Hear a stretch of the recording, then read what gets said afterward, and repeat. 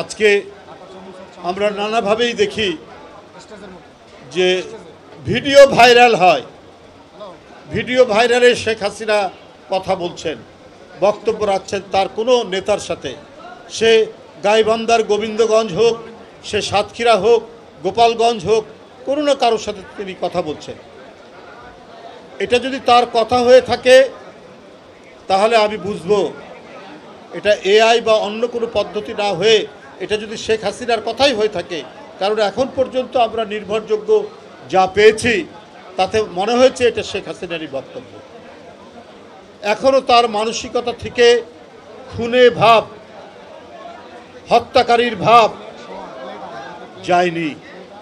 তিনি এখনও প্রতিহিংসা এবং প্রতিশোধে ভুগছেন। তার মধ্যে কোনো ধরনের অনুশোচনা সৃষ্টি হয়নি।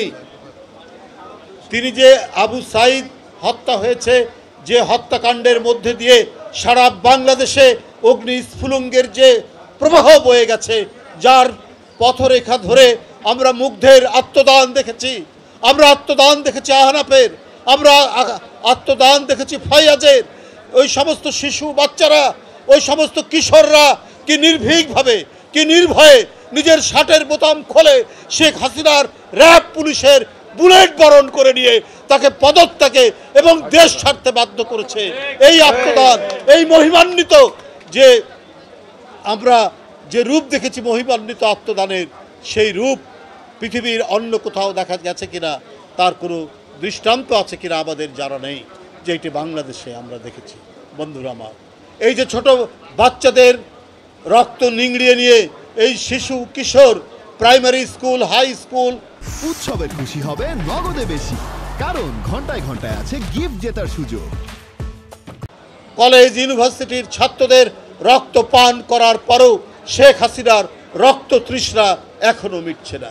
তিনি তার নেতাদেরকে বক্তব্য রাখছেন যার ভিডিও ভাইরাল হয়, তোমরা প্রতিশোধ দাও, তোমাদের বাড়িতে আগুন দিয়েছে তোমরা পাল্টা আগুন দাও।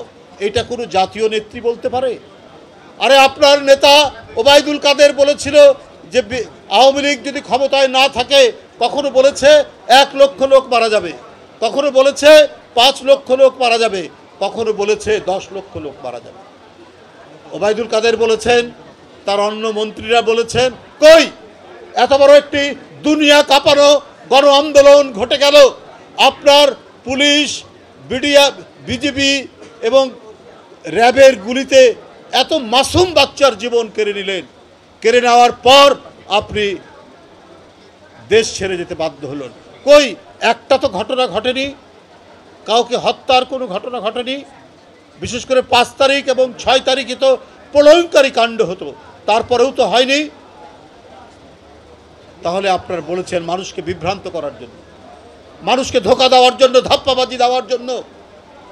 কারণ আপনাদের অমল ধবল যে লক্ষ্য, সেটা হলো ক্ষমতাকে ধরে রাখা, অবৈধ ক্ষমতা ধরে রাখার জন্য আপনারা জনগণের কাছে বিভ্রান্ত তৈরি করার জন্য এই কথাগুলো বলতে।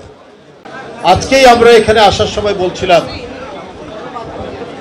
যে আমাদের বাংলাদেশের চিকিৎসা ব্যবস্থার যতটুকু কাঠামো রয়েছে, অবকাঠামো রয়েছে, এই অবকাঠামো যদি আরও উন্নত করা যেত, এই অবকাঠামো যদি একটি জবাবদিহিতার মধ্যে আনা যেত, তাহলে বাংলাদেশ থেকে কোনো রোগী ভারতে যেত না। আজকেই আপনারা দেখেছেন যে আন্তর্জাতিক খ্যাতি সম্পন্ন ক্রিকেটার তামিম ইকবাল, সে সাভারের একটি হাসপাতালে, তার একেবারে খুব ম্যাসিভ হার্ট অ্যাটাক হয়েছে, সাভারের একটি হাসপাতালে তাকে রিং করানো হয়েছে, তাকে আজকে ঢাকায় নিয়ে আসা হচ্ছে। মোটামুটিভাবে গ্র্যাজুয়ালি তারা সুস্থ হয়ে উঠছে।